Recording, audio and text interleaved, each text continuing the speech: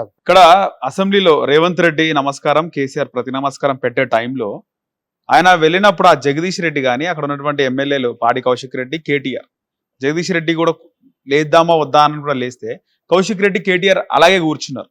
అంటే రెస్పెక్ట్ ఇస్తలేరా రేవంత్ రెడ్డి అంటే అలా లెక్కలేదా? నేను అట్లానను సొంత నాయనకి కొడుకు రెస్పెక్ట్ ఇచ్చేటటువంటిది లేదనే చాలా స్పష్టంగా అసెంబ్లీ సాక్షిగా కేటీఆర్ చూపించాడు. ఇప్పుడు ముఖ్యమంత్రి గారు రాగానే నమస్కారానికి నమస్కారం అంటే ప్రతి నమస్కారం అనేది సంస్కారం అని మనం అంటాం. సో ముఖ్యమంత్రి గారు రాగానే కేసీఆర్ గారు కూడా పాపం పెద్ద మనిషి లేచి నిలబడి ఆయన ప్రతి నమస్కారం పెట్టిండు.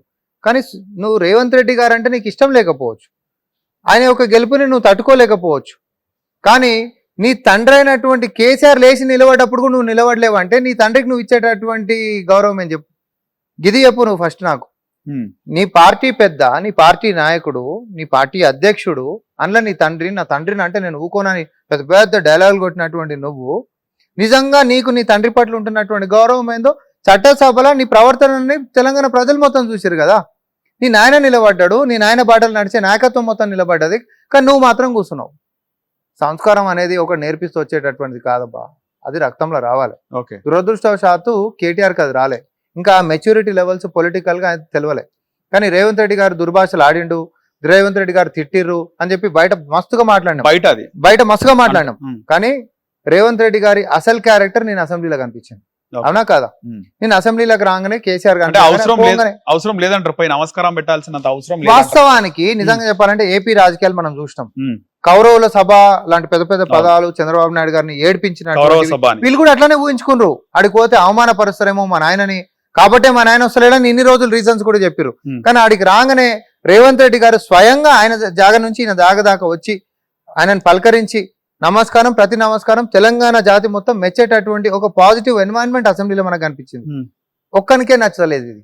ఆ ఒక్కని పక్కన ఉండేటటువంటి ఇంకొక ఇక ఇద్దరు తొత్తులు ఎవరైతే ఉంటారో, ఈయన నిలబడినప్పుడు మనం నిలబడితే మనకు మార్కులు ఏంటన్నా కట్ చేస్తాడేమో అనే భయంతో వాళ్ళు కూడా నిలబడలేదని నేను అనుకుంటా ఉన్నా. కానీ వాళ్ళు చేసినటువంటి ఒక చండాల పని ఏంటి అని అంటే, ప్రతిపక్ష నాయకుడు అనేది పక్కకేయండి, ముఖ్యమంత్రి అనేటటువంటిది పక్కకేయండి, మీ పార్టీ అనేది కూడా పక్కకేయండి, వ్యక్తిగతంగా నీ నాయన నిలబడితే కూడా నువ్వు నిలబడలేదు, సమాజం మొత్తం నిలబడ్డా కూడా, అధికార పక్షం ప్రతిపక్షాలు మొత్తం కూడా నిలబడి ఒక మర్యాదపూర్వకమైనటువంటి వాతావరణం అసెంబ్లీలో ఇచ్చుకున్నప్పుడు నీకు కనీసం సంస్కారం లేకుండా నువ్వు ఈ నాయనని చూసుకుని నువ్వు నిలబడలేదంటే ఇంట్లో నువ్వు నీ నాయనకి ఇచ్చేటటువంటి గౌరవం ఎంతనో ఇక మనకు తెలిసిపోయాయి.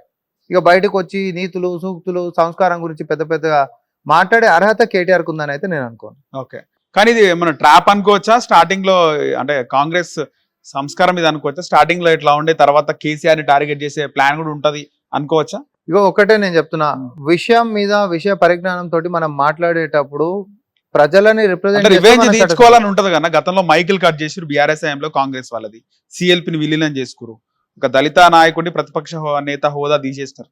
ఇవన్నీ మనసులో ఉంటాయి కదా కాంగ్రెస్ ఎమ్మెల్యేలకి. నరేష్ ఒకటి చెప్తా, రివెంజ్ అనే డెఫినేషన్ గిట్ట స్టార్ట్ అయితే ఏదో ఒక కేసు పెట్టి కుటుంబాన్ని మొత్తం బొక్కలేసే కాడికి మొదలవుతుంది.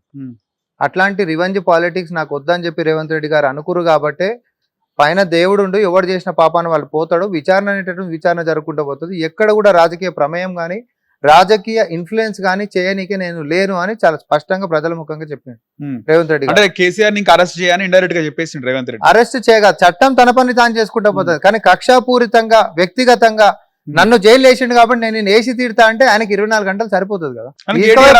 ఎంతసేపు కేటీఆర్ మళ్ళా మేము మా ప్రభుత్వం వచ్చిన తర్వాత ఇదే రాజీవ్ గాంధీ విగ్రహం బలగొడతాము, ఫ్యూచర్ సిటీని కానివ్వము, పెట్టుబడులు పెట్టొద్దు, అది ఆయన బుద్ధి. అదే లేకి బుద్ధి అంటున్నా నేను. ఆ బుద్ధి సక్కలేకనే ఈ రోజు కేటీఆర్ ఇంత ఇదైతుండు. జస్ట్ సోషల్ మీడియాలో ఎలివేషన్లు ఇచ్చుకుంటారు తప్ప గ్రౌండ్ మీద వాళ్ళ యొక్క నాయకత్వం ఎలిమినేషన్ ప్రజలు చేస్తారు అనేది వీళ్ళు గమనిస్తలేరు.